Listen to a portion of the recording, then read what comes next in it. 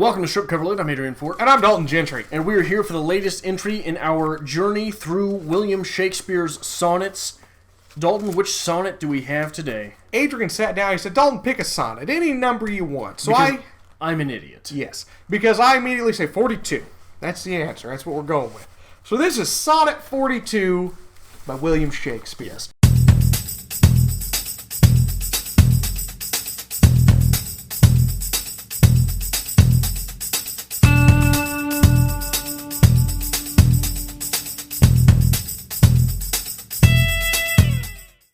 As normal with the Shakespeare poems, Dalton will read, I will correct him, then we will do an UnSonnet, whereby Dalton reads the poem and I decode it. Yes, Billy Wigglesticks himself.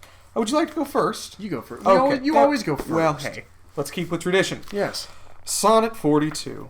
That thou hast her, it is not all my grief, and yet it may be said I loved her dearly. That she hath thee is of my wailing chief, a loss of love that touches me more nearly. Loving offenders, thus I will excuse ye. Thou dost love her, because you know'st I love her.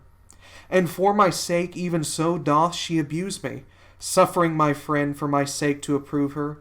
If I lose thee, my loss is my love gain, and losing her, my friend hath found that loss. Both find each other, and I lose both twain, and both for my sake lay me on this cross. But here's the joy, my friend and I are one. Sweet flattery, then she loves but me alone. Okay. Boo. Yeah. Boo. Not my favorite Shakespeare either. No. That thou hast her, it is not all my grief, and yet it may be said I love her dearly. That she hath thee is of my wailing chief, a loss in love that touches me more nearly. Loving offenders, thus I will excuse ye. Thou dost love her, because thou know'st I love her. And for my sake even so doth she abuse me, suffering my friend for my sake to approve her. If I lose thee, my love, my loss is my love's gain, and losing her, my friend hath found that loss. Both find each other, and I lose both twain. And both for my sake lay me on this cross.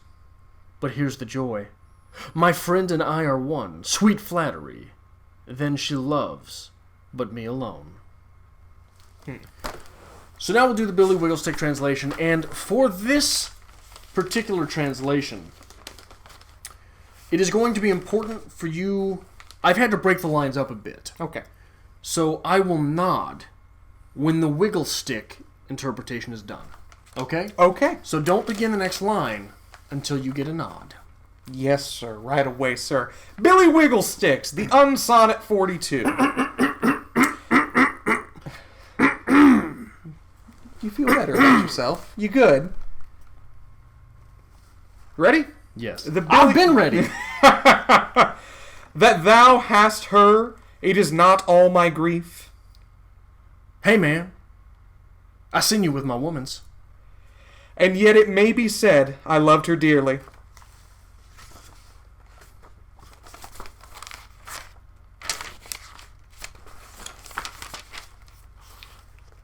Fuck that!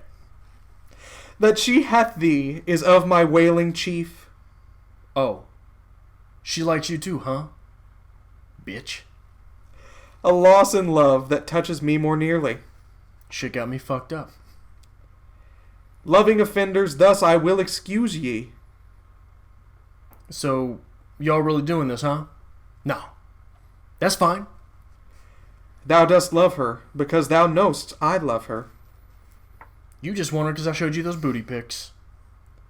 And for my sake even so doth she abuse me. She knows I'm too prep for it. Suffering my friend for my sake to approve her. You two on that same stank, though. If I lose thee, my loss is my love's gain. But if I say, fuck you, my smiley heart face OMGs. And losing her, my friend hath found that loss. And by ridding my blank soul of that stanko, you roll.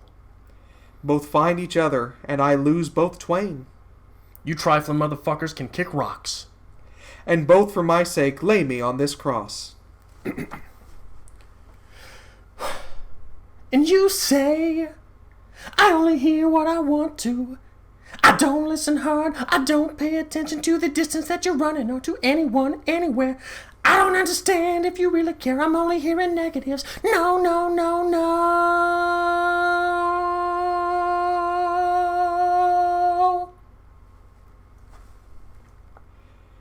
But here's the joy. My friend and I are one.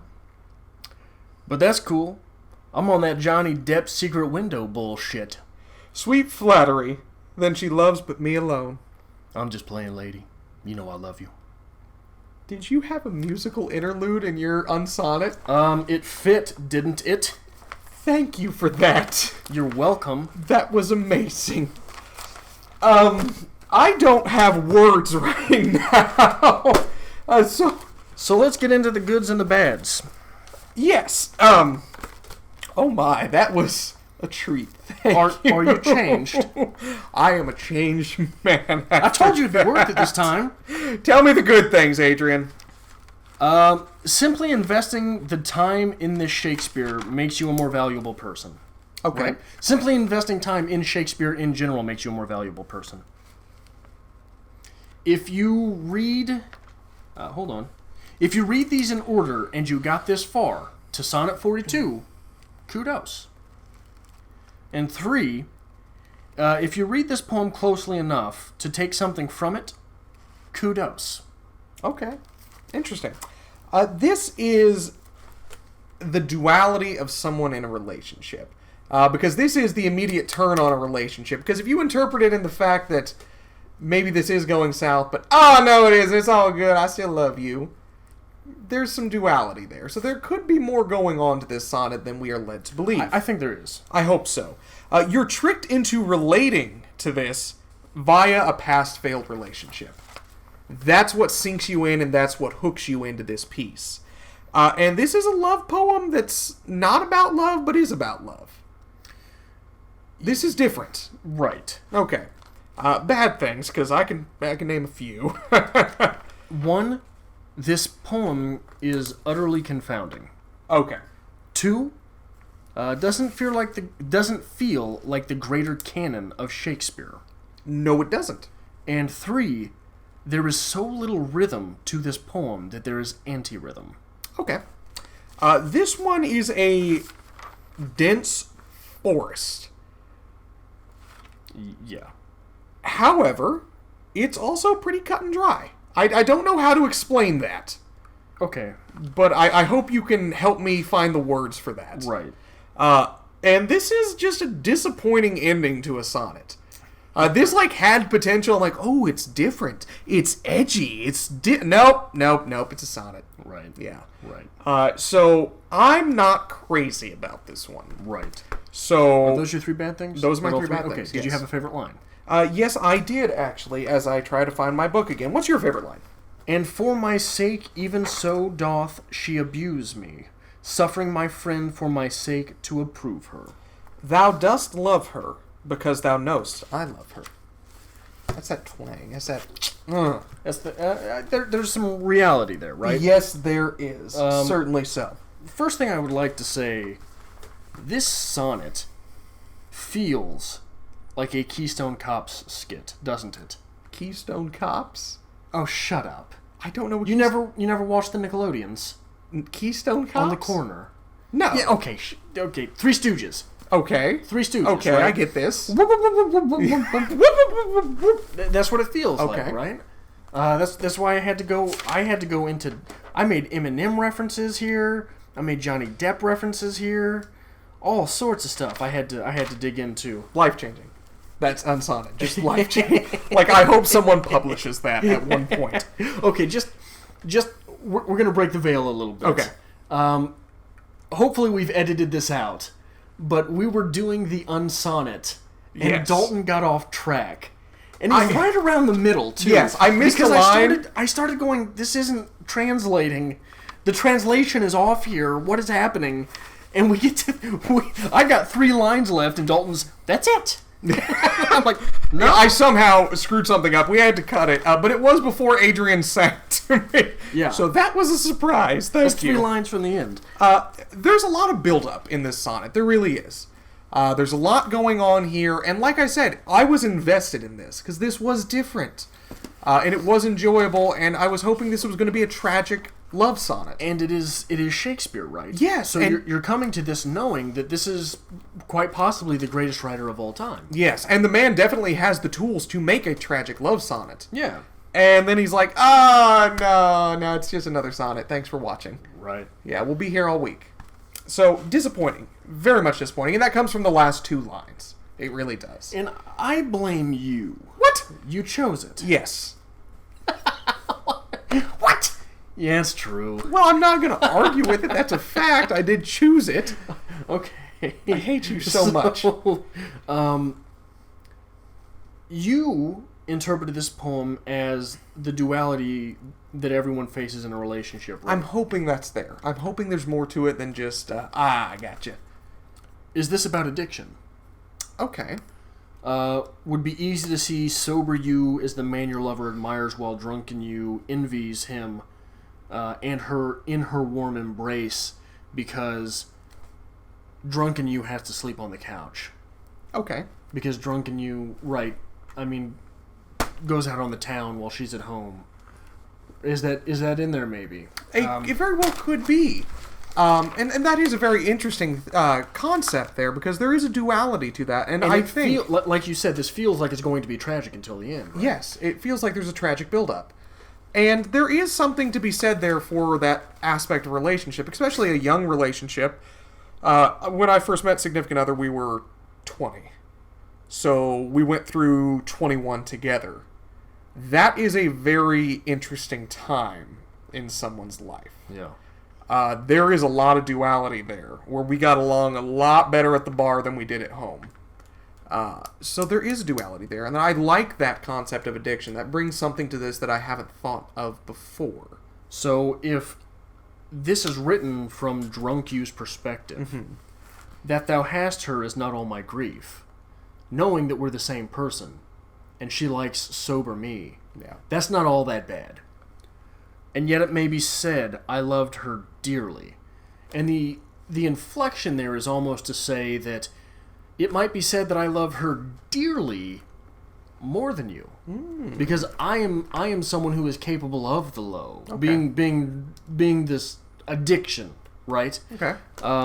And the highs. And it's only through the lows that you admire the highs, right? So when I'm not an addicted mess, I don't know what loss is like, because I forget that she hath thee is of my wailing chief. As long as she has sober me, I know that I have to be sober me for her to love me. Okay. So that's a concern, right? A loss in love that touches me more nearly. I'm going to have to give this up. Only through giving this up can I have you. Can I have her? Please tell me this isn't going to twist at the end like I think it's going to. Well, how's it going to twist? I really just expect like this is, we're going through the tragic, of addiction phase, and at the end they're like, nope. No, I think that's what this is. This is someone who's low. Okay. Realizing that, it's the same me at the top. Okay. And she loves me. She doesn't want to have anything to do with me right now at the low. But boy, when I'm up top, we're like this. Yes. Right? So I think line by line with that, and for my sake, even so doth she abuse me, while I am abusing alcohol. Yeah. She abuses me. Rightfully while so. I am abusing drugs, she abuses me. Okay. The real thing here, what makes this poem, this sonnet, click, is the play on human emotion with this here. Because this does, immediately when you read it, you're like, that's a failed relationship. I've been there. I've had this experience. If you're not reading it in an addiction stance, you're reading it just verbatim. Right. That immediately connects with the reader, and that's a trial of life that almost everyone has to go through. So, it's sneaky, and dastardly by Shakespeare, because it does hook you in immediately. Right. And you immediately become invested in this sonnet, despite the terrible ending. Right. So, very interesting that he is able, still today, to toy with people's emotions. That's a credit to his writing. Yeah, absolutely. Very much impressive. However, love, at the end, is basically defined as a burden. So much so that it's a crucifixion. What's this line here? And both for my sake lay on me this cross. Yes. That is the pain and suffering of love. And if you want to read this from a tragic, failing relationship, because up to this point, that's what you should follow to, or even from an addiction standpoint, that is defined as the ultimate suffering, essentially. The crucifixion. Right, but I think that when you read it as a person suffering with addiction, that line becomes the line where it's flipped towards the positive, you think? As opposed to where it absolutely becomes negative.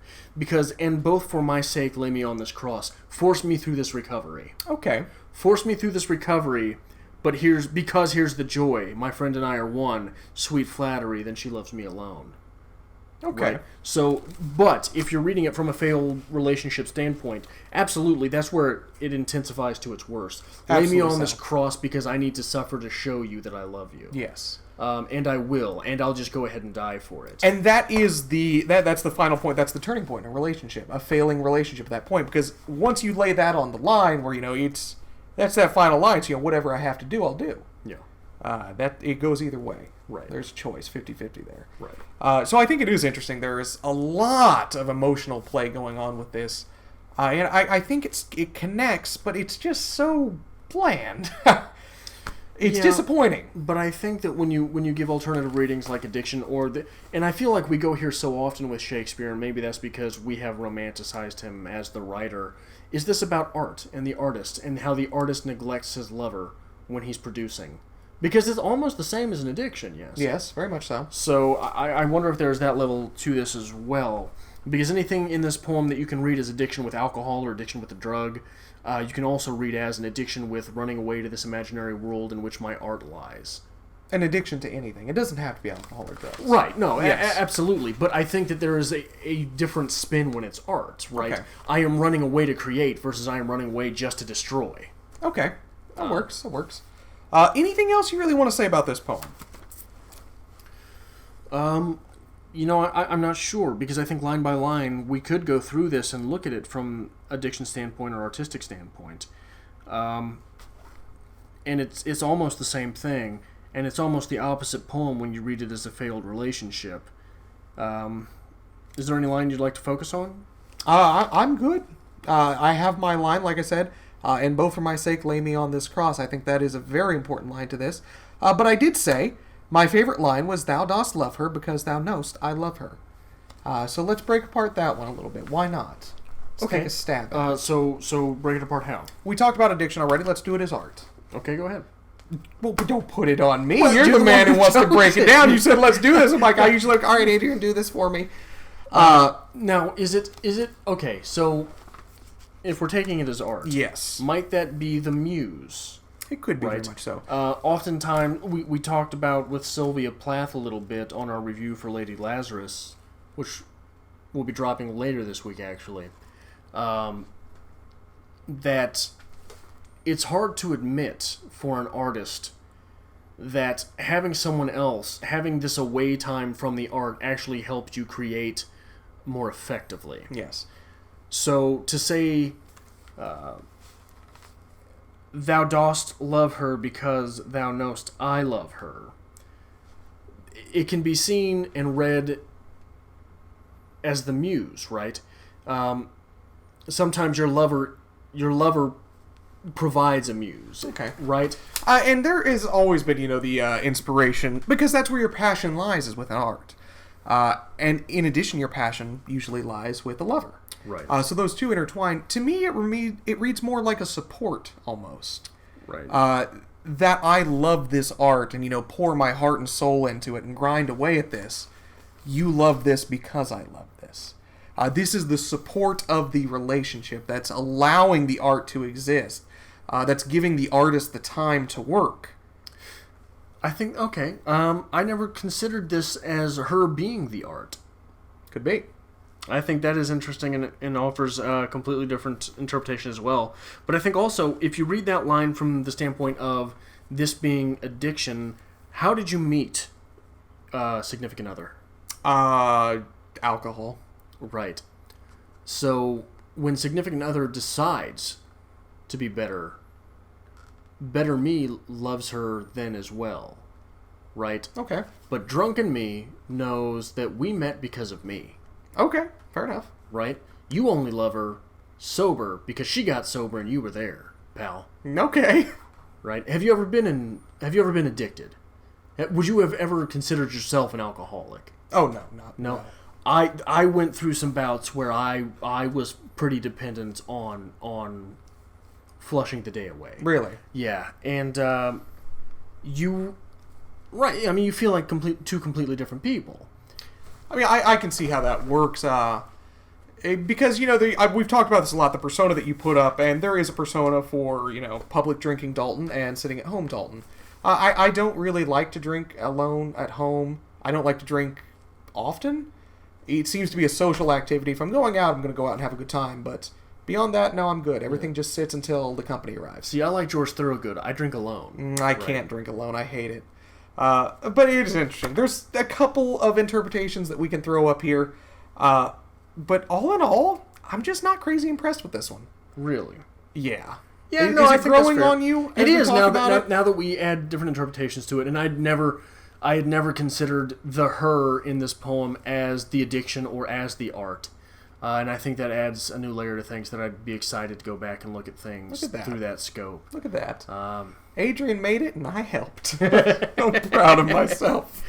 What would you rate this poem? I would give this 65 shitty Johnny Depp movies out of 100. 65? Yeah, I was not impressed. That's really low. Yeah, this is probably the lowest I've rated anything. Yes. I mean, I went low because I thought 80 was low.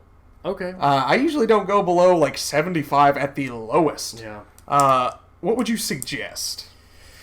If you want to see that love triangle with a flip face at the end, read Fight Club. Okay. Because that is two tales of the same guy loving one woman. True. And it is this sonnet in a novel format, and it is far superior, I believe, to what is going on here, and there's a lot more things, I think, to play with in that novel than we get here. My suggestion, because I love this so much, okay. The reason I selected this poem is because 42, because Adrian said, give me a number, 42, you should read The Hitchhiker's Guide to the Galaxy by Douglas Adams. That is an enjoyable piece. There's things going on there, and it will not disappoint, much like this did. So you just recommended for Shakespeare The Hipster Guide to the Galaxy. The Hitchhiker's Guide to Galaxy. Have you never read Douglas Adams? I've not. We're going to have to fix that. I know hipsters love Hitchhiker's Guide to the Galaxy. We are going to have to fix that. I've read plenty of your hipster We're going to have to fix that. on the channel. I don't know that I'm doing that anytime soon. It will definitely not be within the month. If you think Adrian should consider reading Douglas Adams' Hitchhiker's Guide to the Galaxy, make sure you leave that in a comment down below so he can see it and enjoy it. And if you enjoy Billy Wigglesticks, the UnSonnets, make sure you subscribe down below. We do this from time to time. And if you think I give a damn that you're suggesting another hipster novel for me to read, go ahead and leave your life story, and I'll read that just as quickly. Make sure you follow us on Twitter at StripCover and on Facebook at StripCoverLit. I hate you all, don't talk to me. Follow us on social media.